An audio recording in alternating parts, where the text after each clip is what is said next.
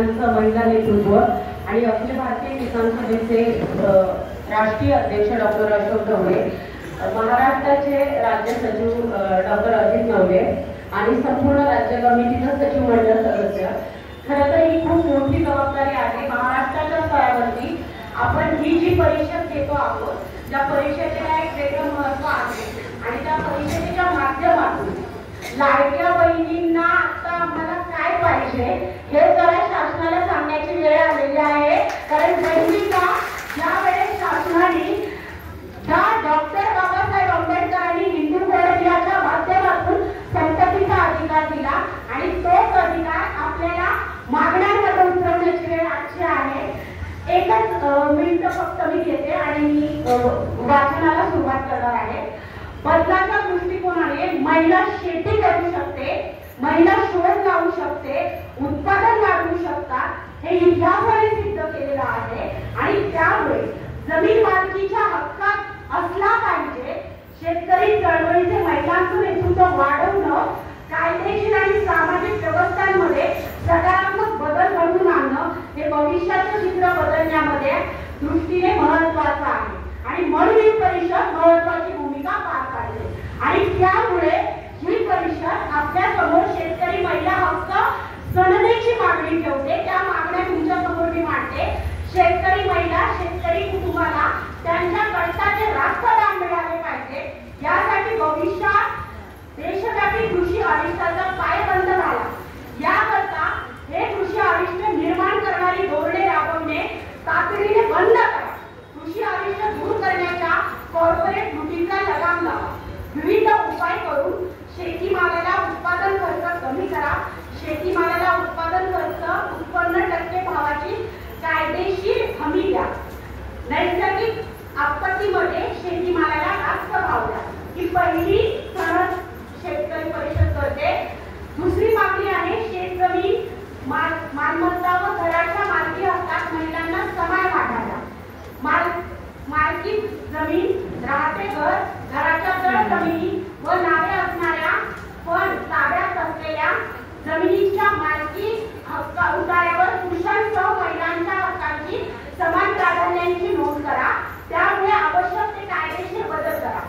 शेतीत श्रम करणाऱ्या महिलांना उत्पादन व मजुरी पुरुषांच्या समान वाटा व हक्क द्या। रोजगार हमीसह सर्व प्रकारच्या मजुरीमध्ये समान कामाला समान वेतन द्या।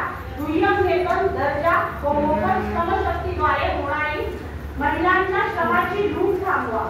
महिलांचा आरोग्य अधिकार, आरोग्य पोषण, शिक्षण, रोजगार, घर पोचणारे पाणी, स्वस्त इंधन व घरोघरी स्वच्छ गृह असणारा हक्क द्या।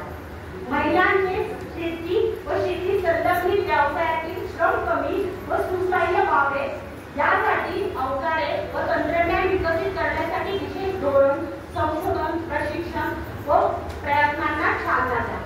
मायक्रो फायनान्स, बचत गट इत्यादी कर्जाच्या जाळ्यांमध्ये महिलांची शासकीय उपायाद्वारे सुटका करा। आत्महत्याग्रस्त शेतकरी कुटुंबातील महिलांना उत्पन्नाची हमी देणारे सहाय्य, विविध कल्याणकारी योजनांमध्ये लाभ व तत्काळ किमान 5 लाख रुपये अर्थसहाय्य द्या।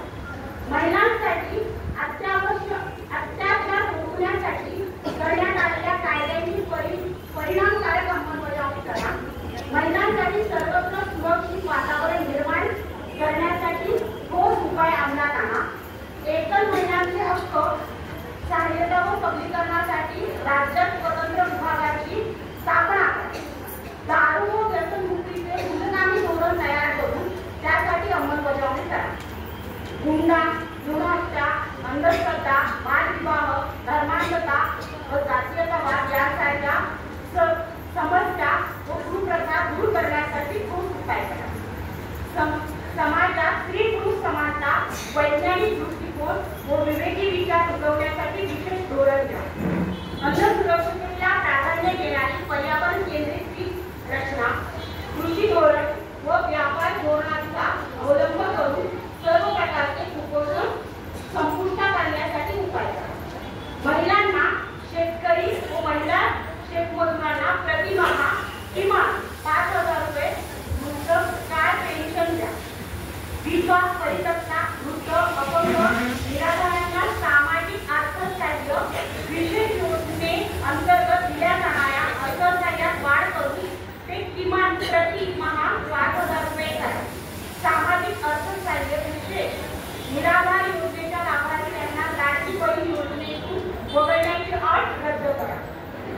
भागातील शेतकरी शेतमजूर कष्टकरी वर्गाला आरोग्य